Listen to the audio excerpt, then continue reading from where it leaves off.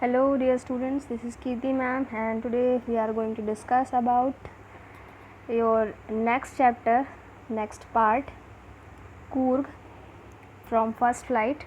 इससे पहले हमने A tea from Assam के बारे में डिस्कस किया था. Now glimpses of India का ये सेकंड पार्ट है Coorg.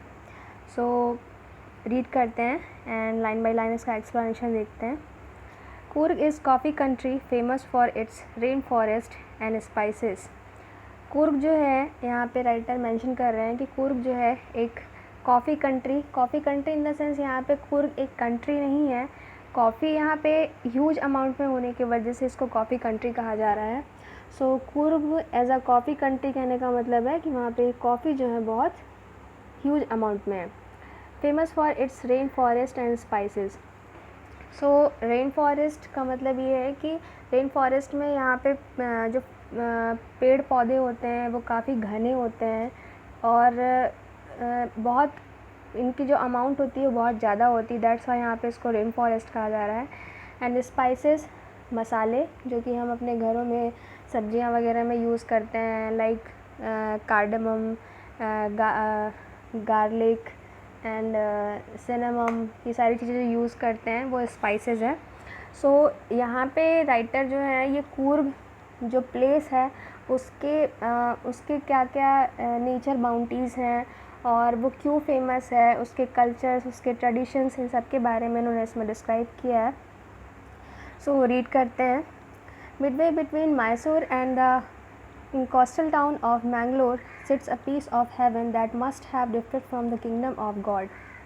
राइटर यहाँ पे ये एक्सप्लेन कर रहे हैं कि मैंगलोर एंड मैसूर के बीच में एक कोस्टल टाउन है जहाँ पे एक छोटी सी जगह बसी हुई है जहाँ पे इस जगह को किंगडम ऑफ गॉड कहा जा रहा है कि मानो जैसे कोई स्वर्ग हो. ठीक है, इस जगह को जो है किंगडम ऑफ गॉड कहा जा रहा है क्योंकि ये एक ऐसी जगह है जो कि नेचर से भरी हुई है. मतलब फुल ऑफ नेचर की जो बाउंटीज़ हैं, नेचुरल चीज़ें जो हैं यहाँ पे बहुत ज़्यादा अमाउंट में है. दैट्स वाई इसको जो है किंगडम ऑफ गॉड कहा जा रहा है. जैसे कि कोई एक ऐसी जगह हो और उसको ला के ऐसी जगह पे बसा दिया गया हो जो कि हेवन की तरह दिख रहा है. This land of rolling hills is inhabited by a proud race of martial men, beautiful women and wild creatures. अब ये जो लैंड है जहाँ पे ये लोग रह रहे हैं, यहाँ के जो निवासी हैं, ठीक है, तो यहाँ के जो मार्शल मैन जो कि कभी ना कभी जिन्होंने वॉर में अपना पार्टिसिपेशन दिया हुआ हो. सो यहाँ के जो क्योंकि ये एक हिली एरिया है तो यहाँ पे रहने वाले जो लोग हैं बहुत ज़्यादा, यहाँ के जो मैन हैं वो मार्शल मैन हैं एंड जो वीमेंस हैं वो काफ़ी ब्यूटीफुल हैं और बहुत सारे जो है यहाँ पे वाइल्ड क्रीचर्स आपको देखने को मिल जाएंगे. Coorg और Kodagu, the smallest district of Karnataka, is home to evergreen forest, spices and coffee plantation.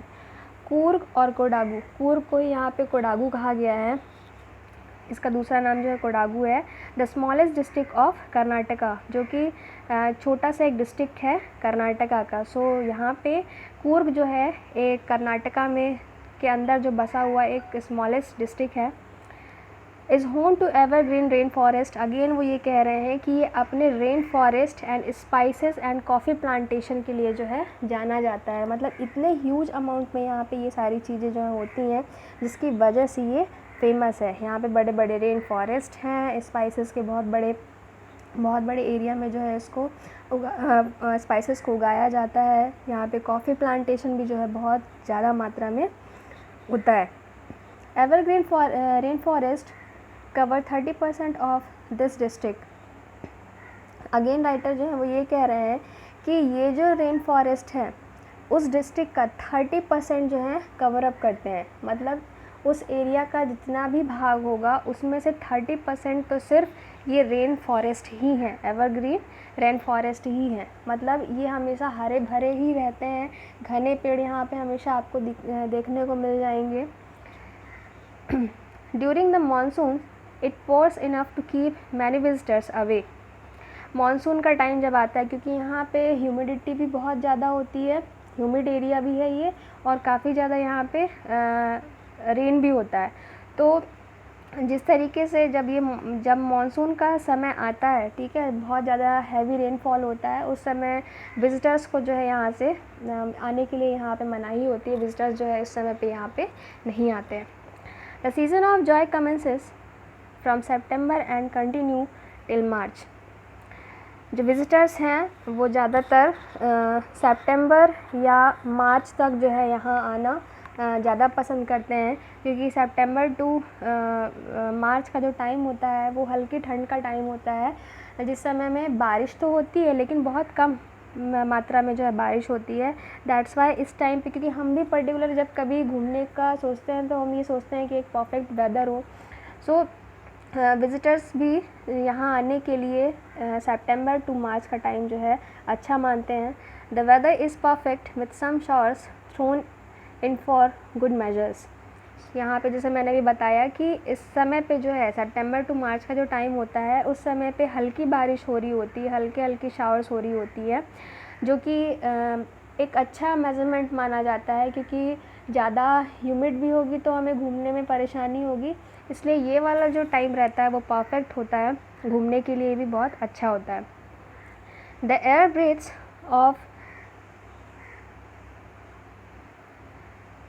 Breaths of invigorating coffee. वहाँ पे जब वहाँ अगर कोई भी जाता है, कूर्ग पे जाता है, तो एयर में भी मानो जो कॉफ़ी की जो खुशबू है वो बहुत ज़्यादा फैली हुई होती है। इनविगोरेटिंग मतलब एक फ्रेश एयर जो है वहाँ पे आपको कॉफ़ी की जो है मतलब उसकी जो सुगंध है वो आपको ज़रूर मिल जाएगी। Coffee estate and colonial bungalows stand tucked under tree canopies in prime corners। इसके अलावा यहाँ पे कॉफ़ी एस्टेट तो ये है ही, उसके अलावा कॉलोनियल बंगलोज़ भी हैं। कॉलोनियल बंगलोज़ जो ओल्डन एरा के जिस तरीके के बंगले हुआ करते थे, तो कॉलोनियल पुराने टाइम के जो बंगलो जो हैं वहाँ आपको मिल जाएंगे। Tucked under tree कैनोपीज़।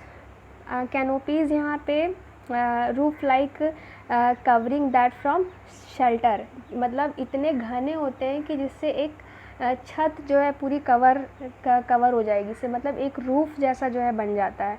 ठीक है, तो ये जो बंगलोज़ हैं जो वहाँ पे हैं, उनमें ये जो कैनोपीज़ है बहुत अच्छे से फैले हुए हैं उनमें, उनके छत में। ठीक है, तो ये एक तरीके से प्राइम कॉर्नर्स मतलब बेस्ट माना जाता है वहाँ के लिए। The fiercely independent people of Coorg are possibly of Greek or Arabic descent।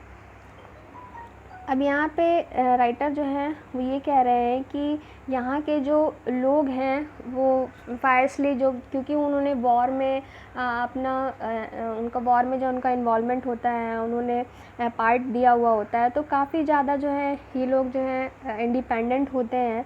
और ऐसा माना जाता है कि इनके जो एंसेस्टर्स रहे होंगे वो ग्रीक या फिर अरेबिया से जो है आए हुए होंगे। ग्रीक जो है वो यूरोप का सदर्न पार्ट है। सो ऐसा माना जाता है कि इनके जो एंसेस्टर्स रहे होंगे वो ये ग्रीक या फिर अरेबिक रहे होंगे। As one story goes, a part of Alexander's army moved south along the coast and settled here when return become impractical। अब यहाँ पे एक स्टोरी को डिफाइन कर रहे हैं उस कूर्ग के बिहाफ में कि अलेक्जेंडर की जो आर्मी था, क्योंकि अलेक्जेंडर जो है हमारे भारत में आया था, सो यहाँ पे अलेक्जेंडर की जो आर्मी थी उसमें से बहुत सारे लोग तो वापस चले गए थे, लेकिन कुछ लोग जो हैं यहीं पर रह गए थे, इसके सदर्न पार्ट में जो हैं वो रह गए थे, वहीं पे बस गए। और ऐसा माना जाता है कि यही लोग जो हैं कूर्ग के निवासियों के जो हैं एंसेस्टर्स होंगे।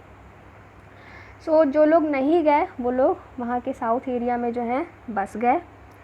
These people married amongst the locals and their culture is apparent in the martial traditions।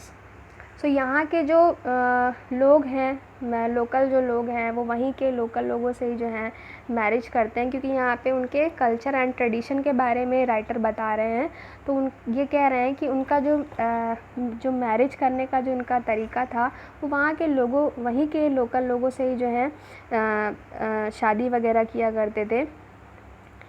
And their culture is apparent in the martial tradition. और